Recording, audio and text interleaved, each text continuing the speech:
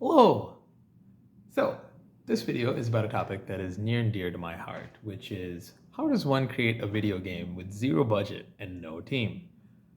It's something that I've spent a decent amount of time thinking about, just because for the last 7 years, since circa 2017, I've been working on my own game. It's called Project Gilgamesh. It is a rhythm parkour game, and it's made in Unreal 4. You can see it right here in the editor. It's an interesting topic to contemplate just because games are an incredibly capital and time intensive medium of entertainment, which, put more simply, it takes a lot of time and a lot of money in order to make video games. And it's obvious how AAA games and just the big studios solve this problem, right? Which is you just throw buttloads of money and time and people at the problem until it's solved. But how do you approach this problem as an indie? Particularly as an indie that may have no previous experience in the game development space, and thus no connections or contacts to speak of that could aid you in this and serve as potential collaborators, and no money to invest in hiring or staffing a team. Well, the first thing to do is you just start.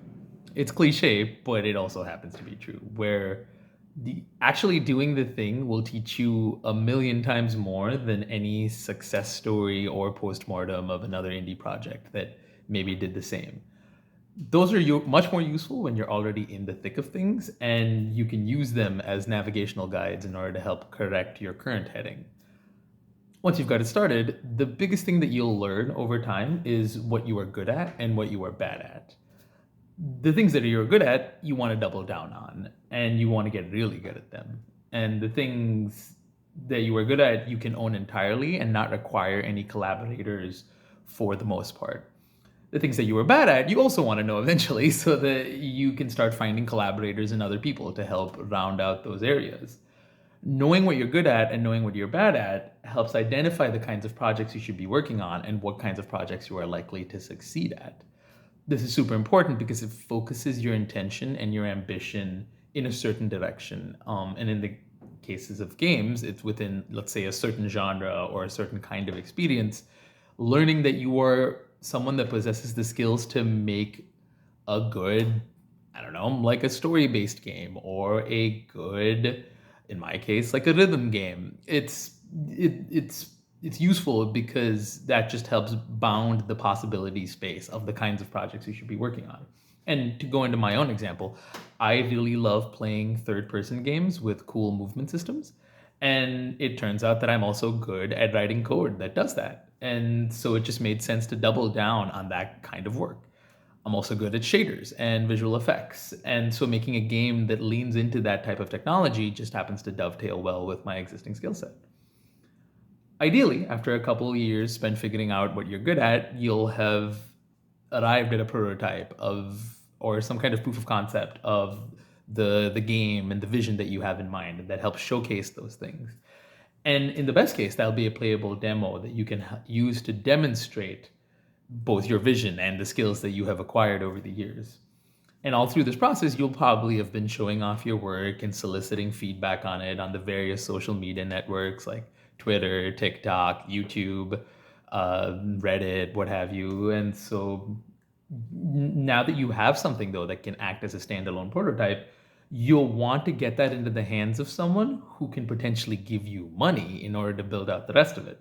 We're still assuming, obviously, that you have zero budget at this point in time. Like, we're going to assume that's a constant just because, yeah, that's the world that I'm living in. And so, yeah, this is the stage where I'm at. Having built a demo for Project Gilgamesh, I'm right now in the process of creating a pitch deck and sending out the demo to various publishers in order to just gauge their interest on it.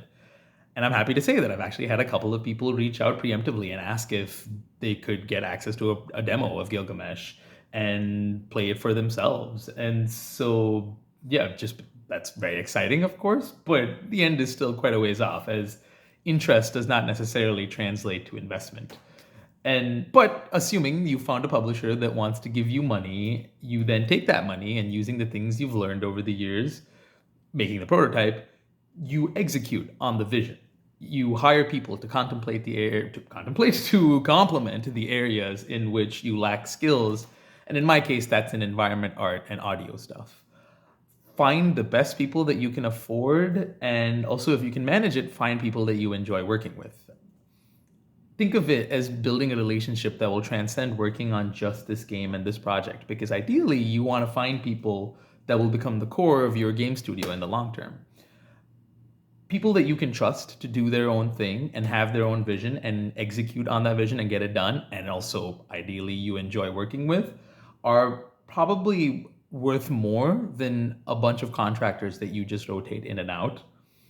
I think, at the very least. So I've yet to get to this stage, so who knows? I might change my opinion on this in a couple of months, days, years, who's to say? But now you're at the end of the road, the game is done, and you're close to release. It goes up on all the storefronts, it gets a bunch of wish lists, people buy it in droves, it receives amazing critical reviews, and it gets a huge amount of attention, and you make a shitload of money. You never need to make another game again. Amazing. Or none of that happens, and it kind of does okay, hopefully enough to fund your next project. Also amazing. Or it just kind of comes out and it sort of goes unnoticed, and you spent all of that time for what effectively feels like nothing. Well, that definitely sucks, and you probably want to take some time off and kind of rest and reset yourself. But hey, at the very least, you've learned that that kind of game in that particular circumstance wasn't a moneymaker. So, overall, still amazing. And then you do it all again, hopefully this time a little wiser and obviously a little more grizzled and maybe a teeny bit more cynical. But yeah, that's how I think you make a video game with zero budget, or at least how I intend and plan on making a video game with zero budget and no team. I guess we'll see. Thank you.